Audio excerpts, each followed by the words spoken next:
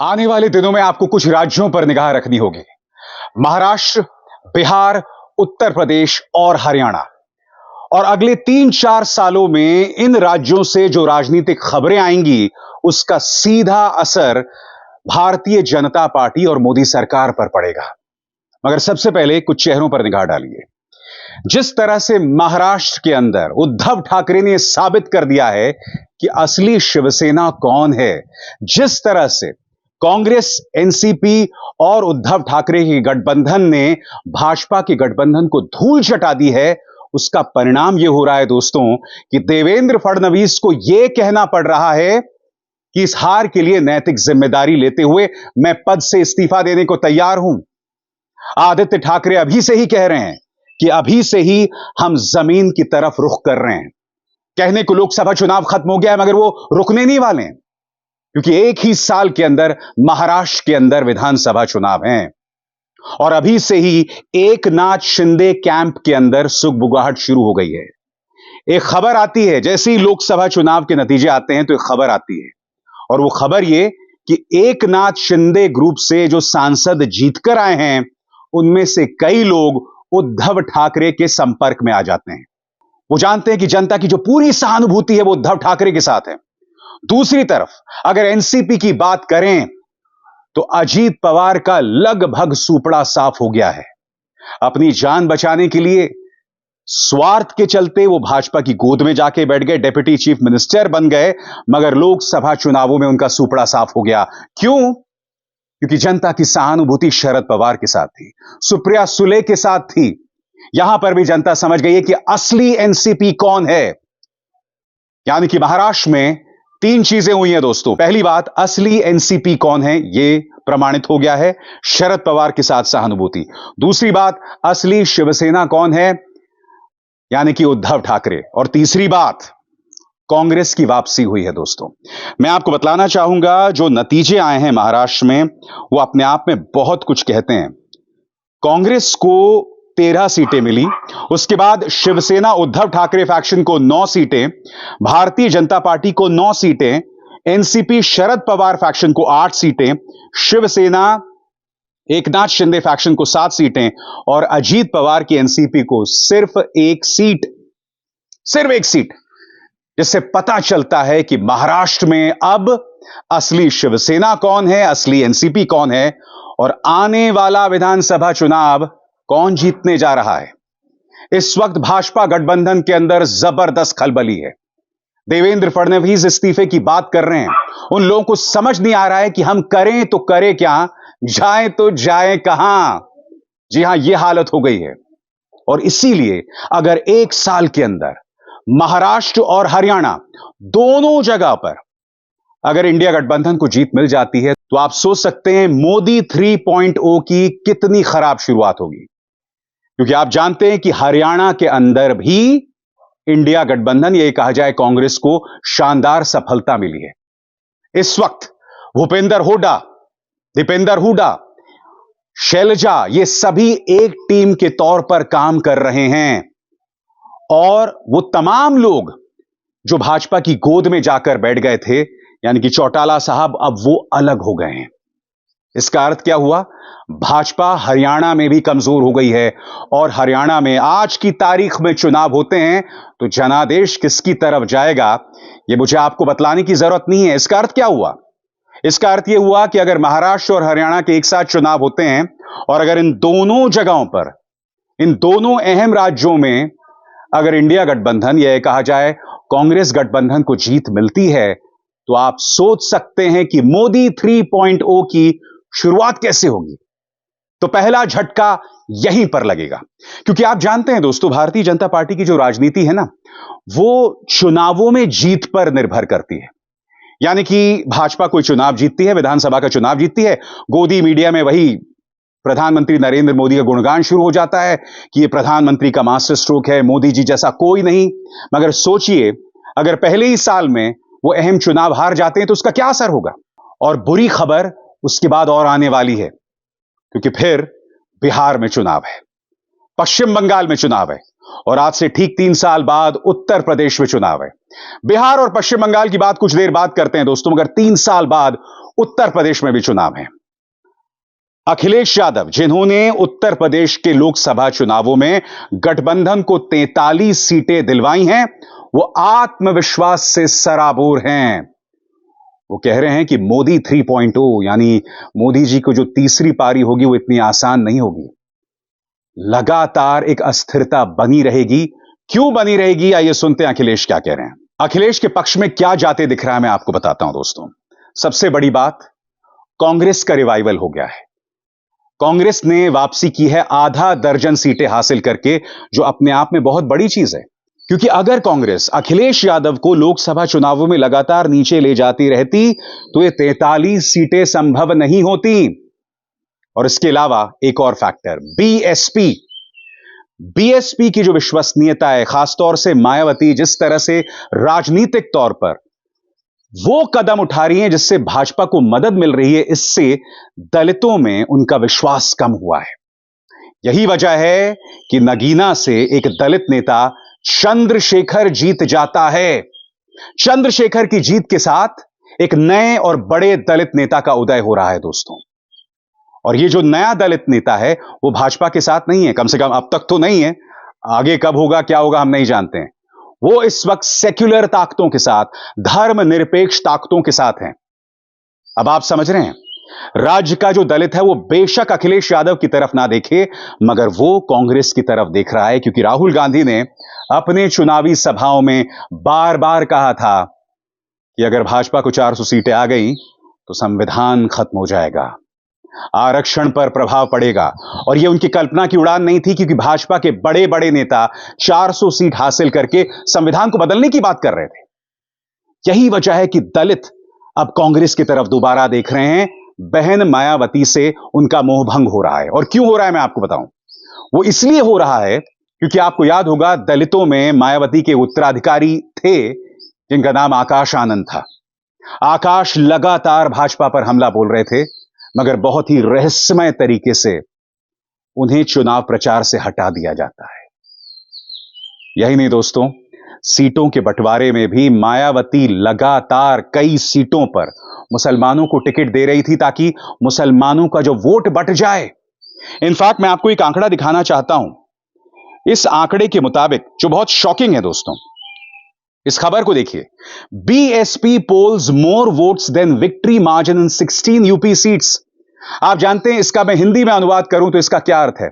इसका अर्थ है कि कम से कम 16 उत्तर प्रदेश की सीटों में बीएसपी को जो वोट मिले उसके चलते समाजवादी पार्टी को हार मिली। इसी के चलते भाजपा इन सीटों में जीत पाई। अब सोचिए, अगर बीएसपी समाजवादी पार्टी के साथ होती तो आप सोच सकते हैं कि किस तरह का तूफान जो है वो आता उत्तर प्रदेश में। 16 सीटें, गठबंधन को 43 सीटें मिली थी, इसमें आप 16 और जोड़ दीजिए, 16 और जोड़ दीजिए, कितना हुआ?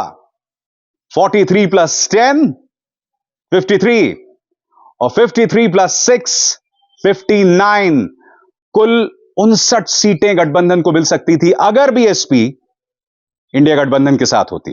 वो कौन सी सीटें हैं जिसमें मायावती ने बीजेपी को फायदा पहुंचाया था? आपके स्क्रीन पर अकबरपुर, अलीगढ़, अमरोहा, बांसगांव, भदोही, बिजनौर, देवरिया, फर्रुखाबाद, फतेहपुर सीकरी, हरदोई, मेरठ, मिर्जापुर, मिश्रिख, फूलपुर, शाहजहांपुर, उन्नाव। इन तमाम सीटों पर बीएसपी ने एसपी गठबंधन को नुकसान पहुंचाया और बीजेपी को फायदा पहुंचाया। और यही विधानसभा चुनावों में, 2022 के विधानसभा चुनावों में हुआ था। 100 से ज्यादा सीटें थीं जहां समाजवादी पार्टी को बीएसपी की वजह से हार का सामना करना पड़ा था। जिस तरह से बीएसपी ने सीटों का बंटवारा किया, मगर अब बीएसपी का जो कोर वोट बैंक है वो इस पूरे तमाशे को देख रहा है। वो समझ रहा है कि दरअसल क्या खेला हो रहा है। यही वजह है कि इस बार बीएसपी को एक भी सीट नहीं मिली। यही वजह है कि बीएसपी का जो कोर वोटर है वो कांग्रेस और चंद्रशेखर की तरफ शिफ्ट हो रहा है। यह अपने आप में एक बहुत बड़ी खबर है और अखिलेश यादव को ताकत देता है। और कल्पना कीजिए दोस्तों कि महाराष्ट्र और हरियाणा में जीत के बाद 2027 में अगर अखिलेश यादव को उत्तर प्रदेश में जीत मिल जाती है, आप अंदाजा लगा सकते हैं पॉलिटिकल सोच किस तरह से बदल जाएगी। गोदी मीडिया से ना निगलते बनेगा ना उगलते, वो मोदी मोदी नहीं कर पाएंगे क्योंकि एक के बाद एक चुनाव हारते रहेंगे। मगर उत्तर प्रदेश के चुनावों से पहले दो और चुनाव होंगे। बंगाल में इस वक्त आप ममता बनर्जी को छू नहीं सकते दोस्तों, क्योंकि लोकसभा चुनावों में भी आप जानते हैं 30 से ज्यादा सीटें टीएमसी जीतकर आई। वो बंगाल जहां पर प्रशांत किशोर से लेकर तमाम जो चाटुकार थे भाजपा के, या तमाम एग्जिट पोलस्टर्स कह रहे थे कि भाई भाजपा को सबसे ज्यादा सीटें मिलेंगी बंगाल में, मगर हुआ नहीं। तो मान के चलिए कि ममता बनर्जी को दोबारा सफलता बंगाल में मिलेगी, क्योंकि बंगाल में भी जब चुनाव होगा तो उससे प्रधानमंत्री नरेंद्र मोदी की साख का मुद्दा बना दिया जाएगा। मगर समानांतर तौर पर भारतीय जनता पार्टी की मुश्किलें उत्तर प्रदेश में बढ़ेंगी, क्योंकि उत्तर प्रदेश में अभी से सुगबुगाहट है Gujarat lobby versus Uttar Pradesh lobby की। उत्तर प्रदेश में भाजपा की जो इकाई है वो लगातार कह रही है कि जिस तरह से अमित शाह ने सीटों का बंटवारा किया उसका नुकसान जो है भाजपा को हुआ, इसीलिए अमित शाह का फरमान जो है वो नहीं चल सकता उत्तर प्रदेश में। यानी आने वाले दिनों में अमित शाह बनाम योगी आदित्यनाथ का जो जंग है वो और बढ़ने वाली है, और इसका फायदा अखिलेश यादव जरूर उठाएंगे। हर गुजरते दिन के साथ यह टकराव बढ़ेगा, क्योंकि देखिए दोनों ही सूरतों में यहां पर भाजपा को नुकसान है। अगर अमित शाह कमजोर होते हैं, गुजरात लॉबी कमजोर होती है, यानी कि केंद्र में प्रधानमंत्री नरेंद्र मोदी और अमित शाह कमजोर होंगे, और यहां पर अगर अमित शाह हावी होते हैं, उत्तर प्रदेश के अंदर प्रधानमंत्री नरेंद्र मोदी हावी होते हैं, तो भाजपा के अंदर सिर्फ टव्वल शुरू हो जाएगी, आंतरिक जंग जैसे हालात शुरू हो जाएंगे। अभी से कई भाजपा के नेता कह रहे हैं कि किस तरह से योगी आदित्यनाथ को दरकिरार करने की कोशिश की जा रही है। और जहां तक इंडिया गठबंधन की बात है, उनके सामने एक और चुनौती है, वो है बिहार की। दोस्तों बिहार की कोई बात नहीं कर रहा है, क्यों? क्योंकि बिहार में महागठबंधन को 40 में से 10 सीटों के आसपास मिले हैं। मगर यह ना भूलें कि पिछली बार उन्हें सिर्फ एक सीट मिली थी। तेजस्वी अकेले ये चुनाव लड़ रहे थे, उनके साथ ऐसा कोई बड़ा नेता नहीं था। मगर उनका मुकाबला किसके साथ था? उनका मुकाबला था बिहार के अंदर प्रधानमंत्री नरेंद्र मोदी, जो निर्विवादित तौर पर निहायत ही लोकप्रिय हैं, नीतीश कुमार का वोट बैंक, जितन राम मांझी का वोट बैंक, चिराग पासवान का वोट बैंक। तेजस्वी अकेले इससे मुकाबला कर रहे थे। मगर यह भी ना भूलें कि पिछली बार जो विधानसभा चुनाव हुए थे, तेजस्वी यादव अपने दम पर कम वक्त में कैंपेनिंग करने के बावजूद सिंगल लार्जेस्ट पार्टी के तौर पर उभरे थे। आपको क्या लगता है जब बिहार में चुनाव होंगे इस बार तो क्या होगा? क्योंकि प्रशासनिक तौर पर नीतीश कुमार की विश्वसनीयता लगातार खत्म होती जा रही है, और क्योंकि उनकी विश्वसनीयता खत्म हो रही है दोस्तों, जाहिर सी बात है लोग अब तेजस्वी की तरफ देख रहे हैं। क्यों? क्योंकि तेजस्वी मुद्दों की बात कर रहे हैं। वो कभी हिंदू मुस्लिम नहीं करते हैं, वो अनर्गल जातीय मुद्दे नहीं उठाते हैं, वो गरीबों की बात करते हैं, महंगाई बेरोजगारी की बात करते हैं, और उन्हें जो समर्थन मिल रहा है ना, वो जाति से ऊपर मिल रहा है। इसलिए जब बिहार में विधानसभा चुनाव होंगे तो यकीनन महागठबंधन को बढ़त मिल सकती है। अब आप इन तमाम चीजों को जोड़िए, महाराष्ट्र, हरियाणा, बंगाल, बिहार, उत्तर प्रदेश। अगर इन तमाम राज्यों में इंडिया गठबंधन को सफलता मिलती है तो आप सोच सकते हैं क्या होगा, माहौल क्या होगा। और मैं यह भी जानता हूं, यह बहुत बड़ा अगर है, क्योंकि हम नहीं जानते हैं राजनीति में क्या होगा। हम नहीं जानते हैं, हो सकता है प्रधानमंत्री एक ऐसा मास्टर स्ट्रोक उठाएं कि ये तमाम चुनाव जीत जाएं। और हां, मैं दिल्ली भूल गया हूं जिनके मुख्यमंत्री इस वक्त जेल में हैं, झारखंड को भी भूल गया हूं जिनके मुख्यमंत्री इस वक्त जेल में हैं। वहां पर जनता कैसे वोट करेगी यह भी हमें देखना पड़ेगा। क्या सहानुभूति उन्हें मिलेगी? कम से कम लोकसभा चुनावों में यह प्रमाण खुलकर सामने उभर कर नहीं आए हैं, क्योंकि आप जानते हैं दिल्ली के अंदर सातों की सातों सीटें चली गई हैं भाजपा को। मगर यह तो पिछली बार भी हुआ था ना, और यह बार बार साबित हुआ है कि दिल्ली की जनता विधानसभा चुनावों में कुछ और लोकसभा चुनावों में किसी और ढंग पर वोट करती है। मगर अगर दिल्ली में अपनी सफलता को केजरीवाल या आम आदमी पार्टी दोहरा पाती है तो उसका असर भी राजनीति पर यकीनन पड़ेगा। और अगर एक के बाद एक चुनाव हारते गए प्रधानमंत्री या भाजपा, तो आप सोच सकते हैं इसका असर आज से 5 सालों बाद होने वाले चुनावों पर क्या पड़ेगा। क्या इसका अर्थ यह है कि कांग्रेस की राह आसान है? बिल्कुल नहीं है दोस्तों। कांग्रेस के सामने जो सबसे अहम सवाल है वो क्या है, मैं आपको बताता हूं। सबसे अहम सवाल है कि आप मध्य प्रदेश में आपका सूपड़ा साफ हो गया है, गुजरात में आप एक सीट जीत पाए, बहुत बड़ी उपलब्धि है, बावजूद इसके कि आपने कोई बहुत बड़ी लड़ाई नहीं लड़ी है। हिमाचल में आपका सूपड़ा साफ है, उत्तराखंड में आपका सूपड़ा साफ है, छत्तीसगढ़ में सूपड़ा साफ है। इन तमाम राज्यों में कांग्रेस ने सलीके से चुनाव भी नहीं लड़ा। मैं ये समझ नहीं पा रहा हूं कि छत्तीसगढ़ में आपके पास भूपेश बघेल जैसा नेता है, फिर भी वहां इतनी दयनीय हालत। तो कहने का अर्थ यह है कि अगर इन चुनावों में, इन राज्यों में कांग्रेस ने मेहनत नहीं की, मसलन मध्य प्रदेश में अगर पार्टी ने नए सिरे से जान नहीं फूकी, क्योंकि आपको जो पुराने झाड़ झंखार हैं, जो पार्टी को सिर्फ नुकसान पहुंचा रहे हैं, मसलन कमलनाथ या कुछ हद तक दिग्विजय सिंह भी, इनसे दूरी बनाए रखनी पड़ेगी। युवा नेताओं को सामने लाना पड़ेगा। जीतू पटवारी पार्टी अध्यक्ष हैं, तो क्यों ना जीतू पटवारी में विश्वास जतलाया जाए, क्योंकि हमने जीतू पटवारी के आक्रामक अंदाज को कई मंचों पर देखा है। क्यों ना वो चेहरा बन जाए, क्योंकि वो खाटी मध्य प्रदेशी हैं। तो कहने का अर्थ यह है कि बेशक महाराष्ट्र, बिहार, उत्तर प्रदेश में कांग्रेस का जो गठबंधन है उससे सफलता मिल सकती है, मगर जिन राज्यों में आपका सीधा मुकाबला भाजपा के साथ है, वहां पर भी आपको मेहनत करनी पड़ेगी।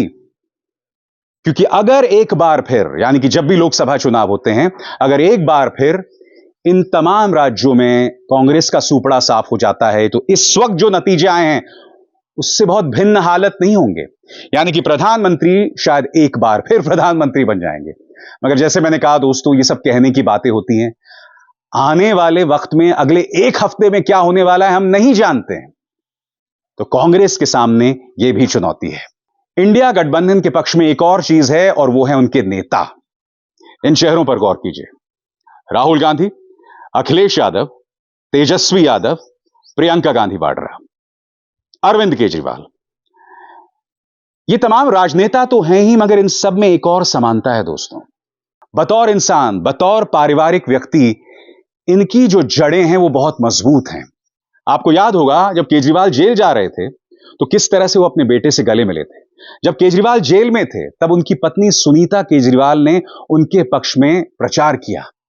इन तमाम मुद्दों का असर जनता के जहन पर पड़ता है। और जहां तक राहुल गांधी की बात है, आप देख सकते हैं अपनी बहन प्रियंका गांधी के साथ उनका यह प्यार, उनकी ये तस्वीर। खैर, भाजपा तो इसके बारे में भी अश्लील बातें करती है। आपने देखा होगा कि राहुल गांधी किस तरह से सोनिया गांधी को लेकर अपने प्यार को जतलाते हैं। आपने अखिलेश यादव और डिंपल यादव की लव स्टोरी को भी देखा होगा। आपने तेजस्वी को भी देखा होगा, किस तरह का बॉन्ड, किस तरह का रिश्ता उनके पिता के साथ उनका है। कहने को पारिवारिक राजनीति पर भाजपा इन तमाम नेताओं पर हमला करती है, मगर जनता यह भी देख रही है कि ये लोग सब पारिवारिक नतीजे का परिणाम है, मगर ये लोग पारिवारिक संवेदनाओं में रचे बसे हुए हैं। इनकी पारिवारिक जड़ें बहुत मजबूत हैं। और सच तो यह है दोस्तों कि भाजपा के पास तो परिवारवाद पर कहने का अधिकार भी नहीं रह गया है। डायनेस्टिकल पॉलिटिक्स पे कहने का अधिकार भी नहीं रह गया है। क्या प्रधानमंत्री भूल गए हैं कि अमित शाह के बेटे को किस तरह से बीसीसीआई का सचिव बना दिया गया? क्या प्रधानमंत्री भूल गए हैं कि राजनाथ सिंह का बेटा राजनीति में है? क्या प्रधानमंत्री भूल गए हैं कि अनुराग ठाकुर किसके बेटे हैं? क्या प्रधानमंत्री भूल गए हैं कि कांग्रेस के जिन नेताओं में उन्होंने विश्वास जतलाया, चाहे वो ज्योतिरादित्य सिंधिया हो, चाहे वो आरपीएन सिंह हो, चाहे वो जितेंद्र प्रसादा हो, चाहे वो मिलिंद देवड़ा हो, ये सब पारिवारिक राजनीति का परिणाम है। तो परिवारवाद पर हमला करने का तो अधिकार रह ही नहीं गया है भाजपा के पास। ये एक और चुनौती है। इंडिया गठबंधन का एक मानवीय चेहरा है, एक पारिवारिक चेहरा है, जो हर गुजरते दिन के साथ मजबूत होता जाएगा, और भाजपा के पास इसका कोई जवाब नहीं है।